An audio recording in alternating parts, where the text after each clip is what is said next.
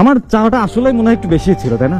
আসলেই যদি চাওয়াটা বেশি না হবে তাহলে আমি এত কষ্ট কেন পাবো? আমি হয়তো অনেক বেশি কিছু চাই পেয়েছিলাম তোমার কাছে, তাই না?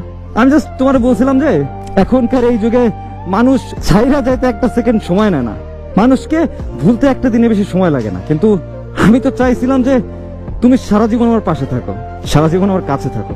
হয়তো আমার এই চাওয়াটাই সব থেকে বড় ভুল হয়েছে, তাই না? ফ্যামিলির প্রবলেম, টাকার সমস্যা, বন্ধু বান্ধবের থেকে কষ্ট, সবই ছিল লাইফে। আমি জাস্ট একটা পার্সনের মুখের দিকে তাকাইছিলাম যে এই মানুষটা হয়তো আমার জীবনে কষ্ট দেবে না। বাট আসলে আমি ভুল। আমি তোমার সব থেকে বেশি ভালোবাসা সব থেকে বড় ভুলটাই করছি, বিশ্বাস করো।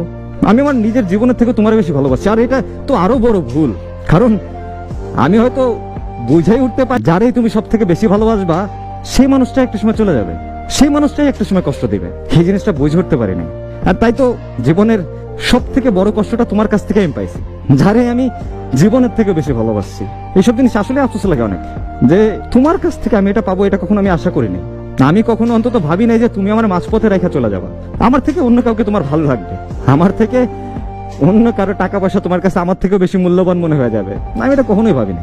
আমি, বিশ্বাস করো, আমি সবসময় একটা জিনিস ভাবতাম যে তুমি অন্তত 8-10টা মেয়ের মতো না, তুমি হয়তো একটু অন্যরকম, একটু হলেও তুমি অন্যরকম। কিন্তু আসলে আমি ভুল ছিলাম। আমার এই বিশ্বাসটা আসলেই ভুল, আর তোমাকে এই বিশ্বাস করাটা আমার সব থেকে বড় ভুল। যেখানে থাকো, যেভাবে থাকো, ভালো থাকো, এটাই চাও, আর কোনো কিছু নাই। জীবনের একটা পর্যায়ে যায়, মানে আমাদের বয়সের ছেলে মেয়েদের অনেক কিছুই হারাইতে হয়, এটা স্বাভাবিক, অস্বাভাবিক কিছু না। একটা কথা কি মানেন, এই জিনিসটা চলে যাওয়ার পরেও জীবনে টিকে থাকতে হবে, জীবনে বেঁচে থাকতে হবে। বাবা মার জন্য হোক, আশেপাশের মানুষের জন্য হোক, চলে যাওয়া যাবে না। জীবনে স্ট্রাগল করে যেতে হবে, আর এই কষ্ট মেনে নিয়েই জীবনটাকে চালিয়ে যেতে হবে। এই একটা বুঝ না একটা বয়সের পর চলে আসে, যেমন 23, 24, 25-এর পরে এই বুঝটা সবার ভিতরেই মোটামুটি চলে আসে। ছেলে হোক মেয়ে হোক, সবার ভিতরে আসে। আমরা দিন শেষ হিসাব করে দেখেন যে আমরা কেউই ভালো নাই, অন্তত এই ভালোবাসা আসলেই কেউ ভালো নাই কোথাও।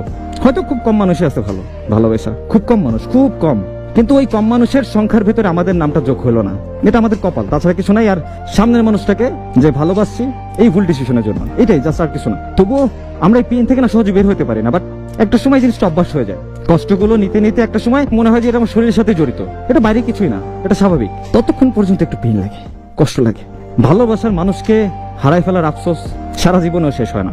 আর প্রচন্ড পরিমাণে ভালোবাসা মানুষগুলো আসলে শেষ অব্দি পাশে থাকতে পারে না, কোনো না কোনো ওয়েতে সে চলে যাবে। ভাইকে বলতেছি, মন খারাপ করা কিছুই নেই, যেহেতু বয়সটাই এখন বুঝে নেওয়ার, বুঝে নিতে শিখুন, জীবনটা সুন্দর।